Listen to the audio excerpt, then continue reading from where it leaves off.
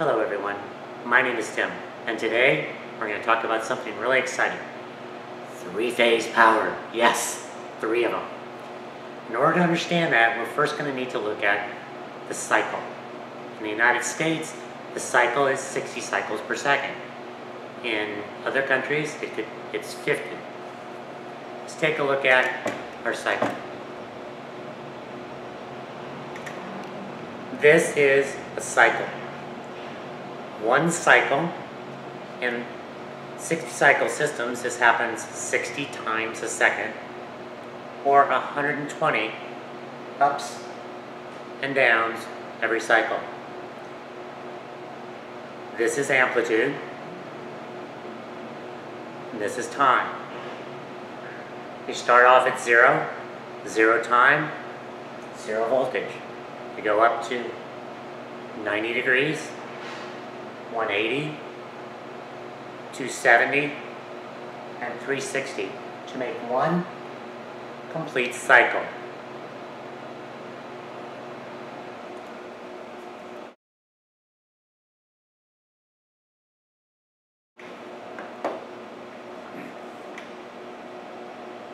These cycles come from the generator. The device is actually making the power. We have 360 degrees because, like a motor, it will travel from point A, 0, 90, continually turning until we complete 360 degrees. So we have the rotor that's inducing a magnetic field into one of the windings, going from 0 all the way around to 360. Let's take a look at our cycle again. Point 0, our starting point. Turn 90 degrees on that generator.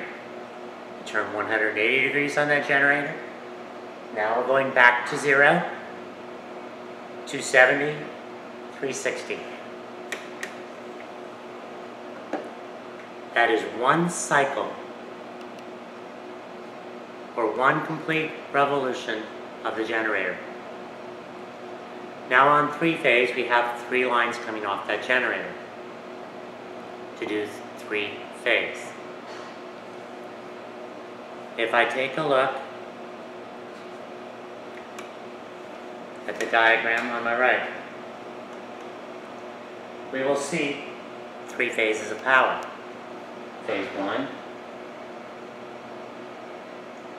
Phase 2, and Phase 3. We'll see that each one of these phases is 120 degrees off from the other. So Phase 1, 120 degrees, 240 degrees later, we have the start of the second one, and 360 degrees, we have the start of the third one. So each phase is 120 degrees off, or internally to the generator, they're physically mounted approximately 120 degrees off from each other. That way, when I start turning this rotor, one phase will start, 120 degrees later, another phase will start, another set of windings is going to induce into, and as we go around, we'll eventually bring in all 3 phases 120 degrees off from each other. If I take a look at my diagram,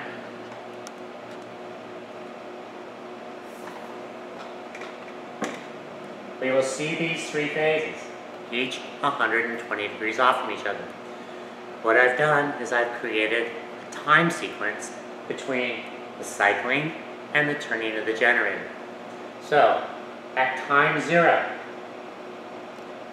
we're here. And if you look, we've got one phase here, and we have the other two phases together here. This is time 0. If I go to time 1, we'll see that my phase is starting to turn. The other phases are coming up. One is down. So we're going to have one that these are plus, and one that's minus, to give you my minus sign. And it's going to continually move between T0 to T6 until I spin that generator T1, T2, T3, T4, T5 until I make a complete revolution. What's happening inside, if I take a look at the next slide, is my generator is slowly turning and it's inducing a current into those three phases.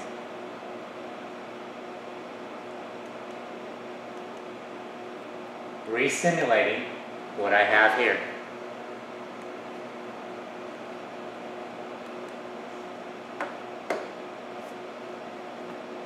So three-phase. Each phase is 120 degrees off from each other based on the turning of that generator. And as we saw on the slide, that as we go around 360 degrees, each phase is going to be 120 degrees off and allow me to get three-phase output from my generator. Now what I've done is, if you look here, we don't have amperage connected, and we will see that in our example that I'm monitoring right now, we have 240 volts, and I'm measuring each line so you can see that we have 3 lines of 115 volts.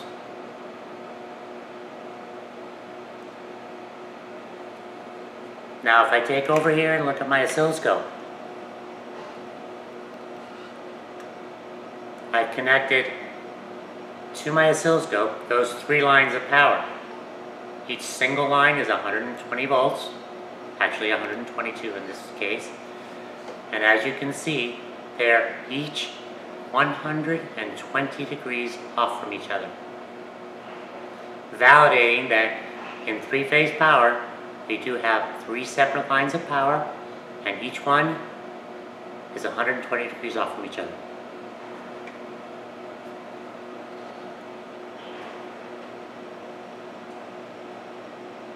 So, three-phase power. A motor and a generator are very similar. If I was to take this motor and spin it, I would be able to create electricity. And if this was a three-phase motor, I'd be putting out 3 separate cycles, 120 degrees off from each other, to give me three-phase power. Motors and generators function very, very similarly. But again, they're based on the fact that I'm moving 360 degrees, and in that 360 degrees, I'll start one phase up, 120 degrees later I'll bring in another phase, 120 degrees later I'll bring in the other phase, and then when I get to here, that first phase would have gone around 360 degrees, so it would have gone from 0 to its peak positive, to its peak negative, and back to 0. And as we move around, the other phases will do the same thing, going 360 degrees, 120 degrees off from each other. So that is three-phase power. I hope you've enjoyed this little presentation. Tim out.